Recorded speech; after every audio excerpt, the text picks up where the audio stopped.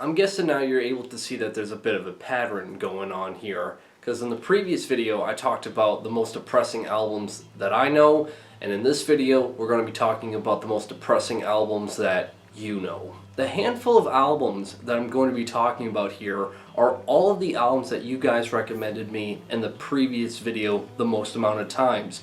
So that being said, there's still going to be quite a handful that I'm not going to be talking about. So if there are albums that you still find to be genuinely depressing, by all means I encourage you to tell me about them once again in the comments. So kicking this off with the album that was recommended to me the most in the comments would have been Type O Negative with their album World Coming Down. Not like I need to waste any time introducing who Type O Negative are, because even though they've been disbanded for over a decade after the passing of their frontman Peter Steele, they're still widely respected and talked about among their fan base. But with this particular album, it's a lot more of a personal note on Peter Steele's behalf when you consider some of the themes that are brought up on this album.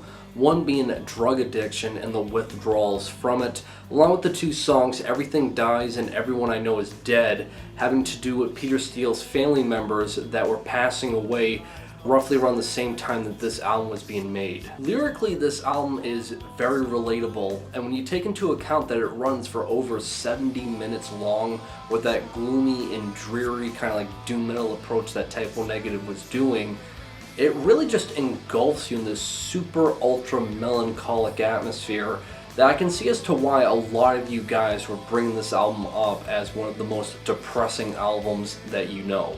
Unsurprisingly, a lot of you guys recommended me black metal that was in the realm of DSBM being depressing, suicidal black metal.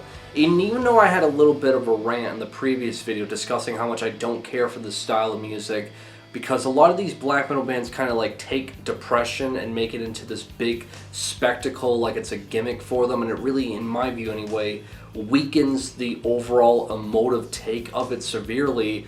Again, I need to put my bias aside and just specifically talk about the albums that you guys were bringing up. And I would say the album that was brought up the most frequently in the realms of like this depressing, suicidal black metal approach, even though technically I shouldn't be calling this particular album that, but that would have been Lurker of Chalice. This really doesn't surprise me all that much that Lurker of Chalice was brought up, considering the fact that I was talking about Leviathan with the album 10th Sublevel of Suicide in the previous video. But for anyone who doesn't know, Leviathan and Lurker of Chalice are basically the same thing when you consider the fact that it's both done solely by Jeff Whitehead.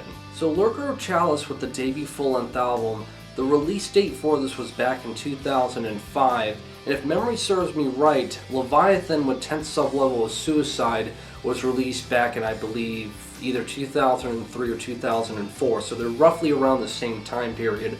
And how I've always looked at it is in terms of the musical approach, it's very similar, and even in terms of the emotive and theme approach, it's very similar.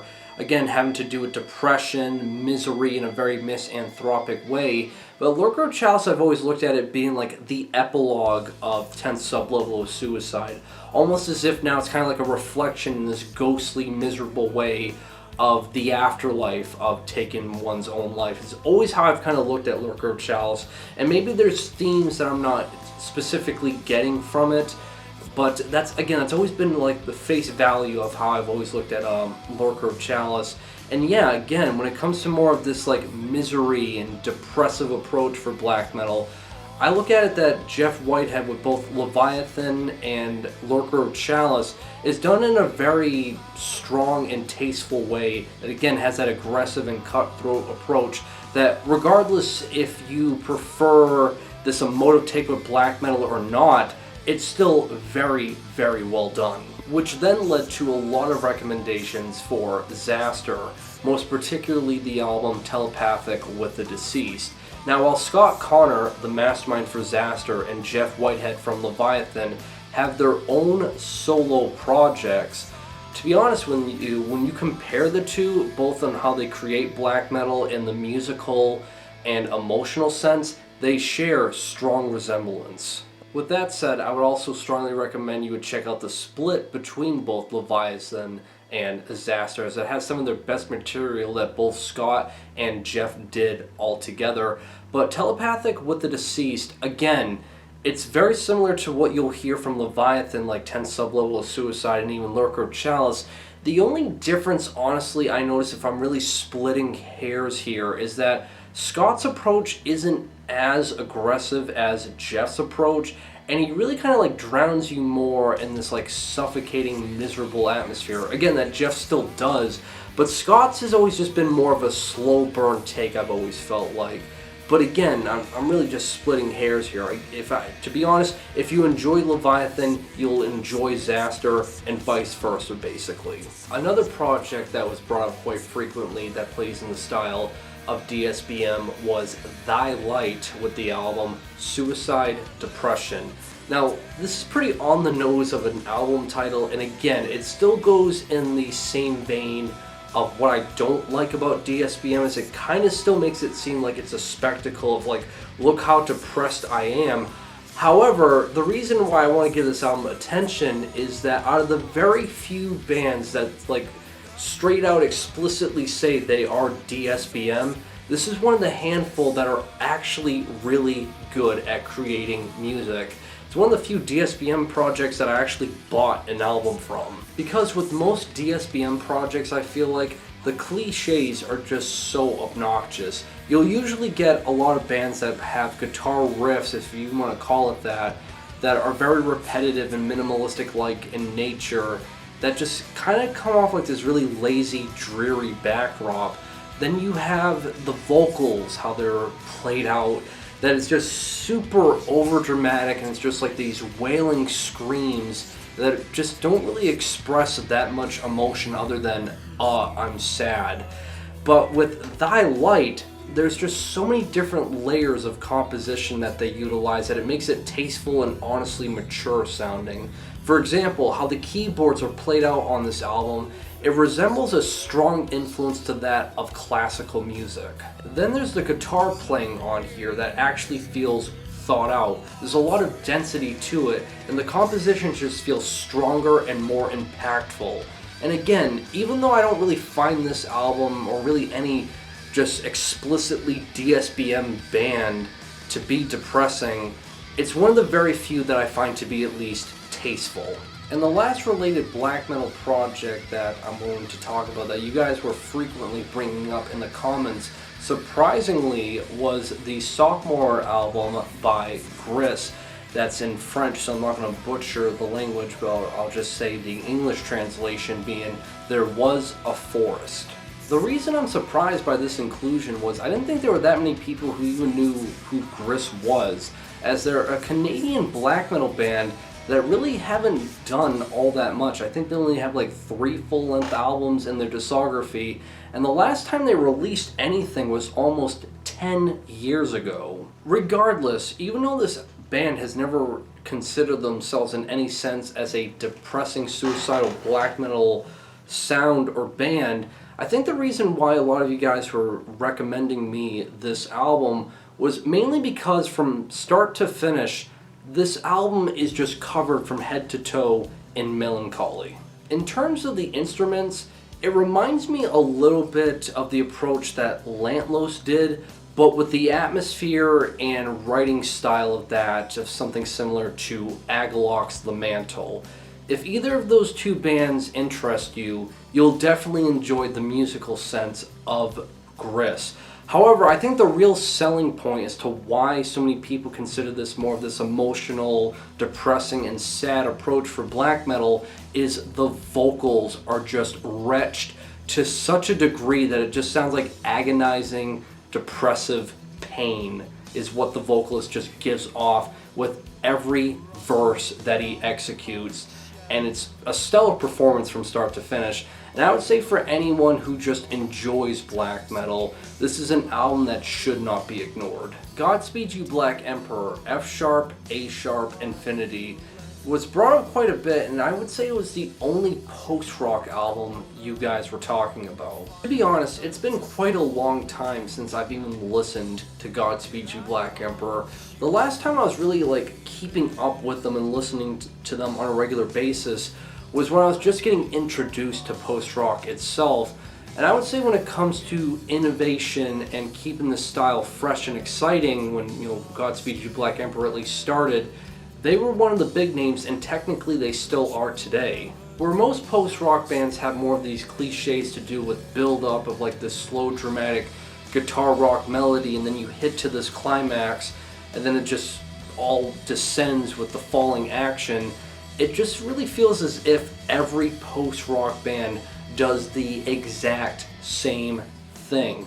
Where Godspeed You Black Emperor, there's a lot more components to it. While yes, a lot of their songs range from like 10, 15, and even on average 20 minutes long, there's a lot more progression to everything. There's a lot more build-up, there's a lot more textures, there's just a lot more to them, mainly because when it comes to their band roster lineup, it's usually around a dozen people playing instruments, just giving off more variety to their sound.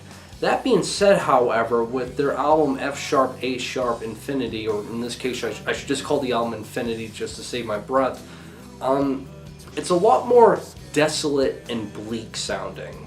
If I had to describe the music being played on this album, it gives off a sense more of hopelessness and isolation, so much so that the director of the movie 28 Days Later was so inspired by the soundtrack of this album that he wanted it in the soundtrack for his movie.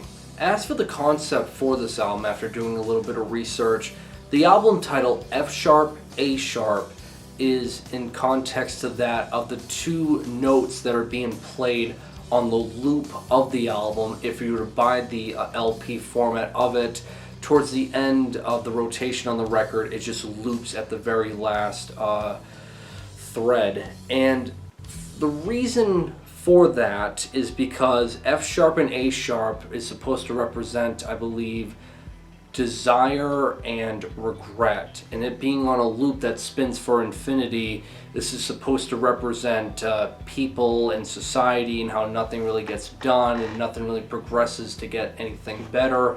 And while, you know, even though I'm not the biggest Godspeed You Black Emperor fan, I honestly do feel like at times they can get a bit pretentious with their music and sound.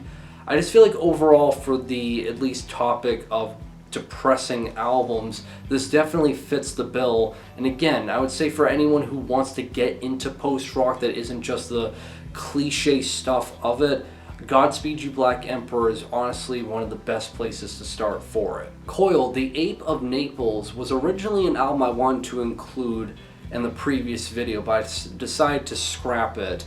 But the reason why I'm including it here is not only for this particular reason, but only a handful of you guys, surprisingly, brought this album up. So now I figured now is more of a perfect time than ever to talk about it. Coil were an experimental electronic project that really tested the waters of what you could just do with electronic music, that they were big pioneers for and influenced quite a handful of musical acts that you don't really think about. For example, they were big influencers to that on Ulver when they started to go more into electronica music.